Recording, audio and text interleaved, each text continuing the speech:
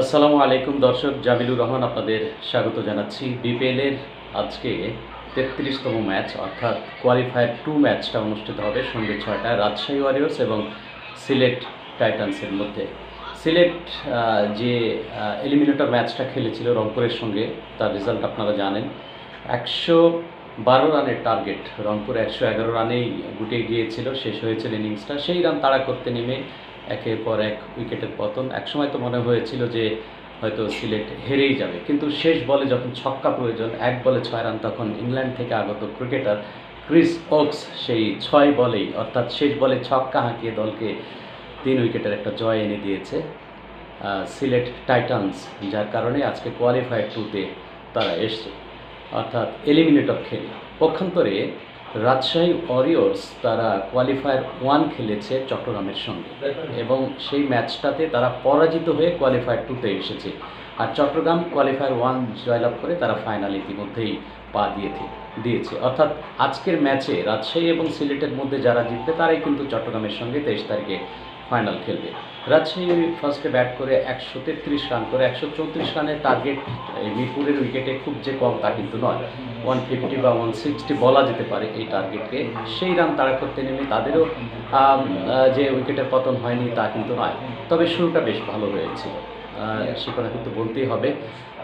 শুরুটা ভালো হয়েছে, যদিও স্লো স্টার্ট, তারপরেও শঙ্কায় পড়েনি নাইম শেখ।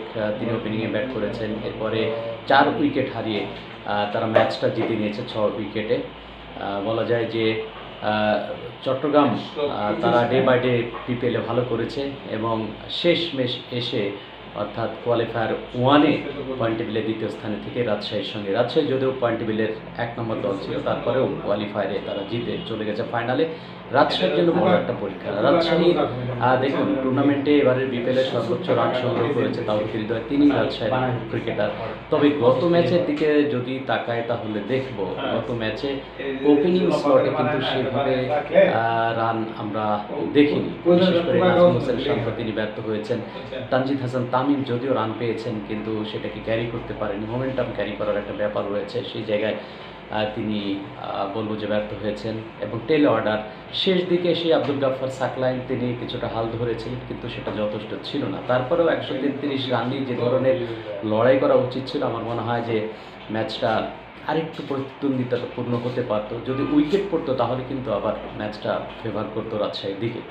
তো রাজশাহীর জন্য সেকেন্ড চান্স বলতে হবে ফাইনালে যাওয়ার। আজকে সিলেটের সঙ্গে তারা খেলবে। সিলেটের একাদশ এবং রাজশাহীর একাদশ বা স্কোয়াডে যারা রয়েছে, বিশেষ করে এবারের বিপিএলে দেখছি যে দেশি ক্রিকেটারদের মধ্যে সর্বোচ্চ উইকেট যেমন সংগ্রহ করেছেন শরীফুল ইসলাম, পাশাপাশি সর্বোচ্চ রান সংগ্রহ করেছেন দেশি ক্রিকেটাররা তাওহিদ হৃদয়, পারভেজ হোসেন ইমন। আর সর্বোচ্চ উইকেট টেকারের মধ্যে খালিদ আহমেদ রয়েছেন দ্বিতীয় স্থানে, এছাড়া নাসিম আহমেদ তারাও কিন্তু থাকছে।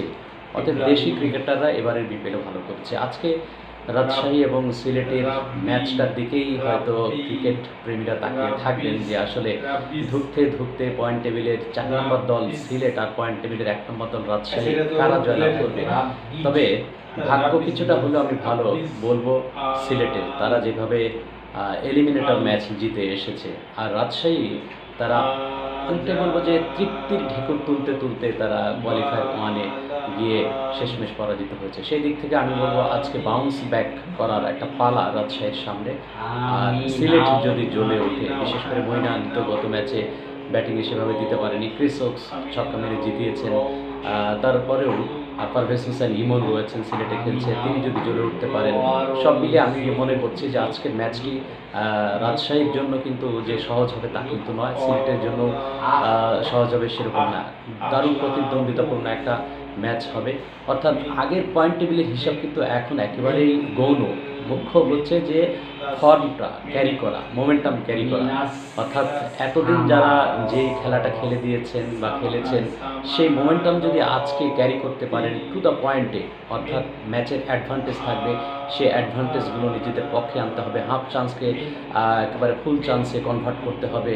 প্রাপ্ত সুযোগের সদ্ব্যবহার যারা করতে পারবে, আমার মনে হয় ব্যাটিং বা বলিং যাই বলি না কেন, তারাই আজকের ম্যাচে জয়লাভ করবে। তবে যে দলটি জয়লাভ করবে তাদের জন্য শুভকামনা থাকছে। ফাইনালে তো ইতিমধ্যে চট্টগ্রাম রয়্যালস পৌঁছে গেছে আগামী 23 তারিখে ফাইনাল। দর্শক, ভিডিওটি কেমন লাগলো বা আপনার কোনো মতামত আছে কিনা তা আমাদেরকে আপনি জানিয়ে দিতে পারেন কমেন্টের মাধ্যমে। আর অবশ্যই আমার ভিডিওটি ভালো লাগলে শেয়ার করে অন্যজনকে দেখার সুযোগ করে দিবেন। ধন্যবাদ।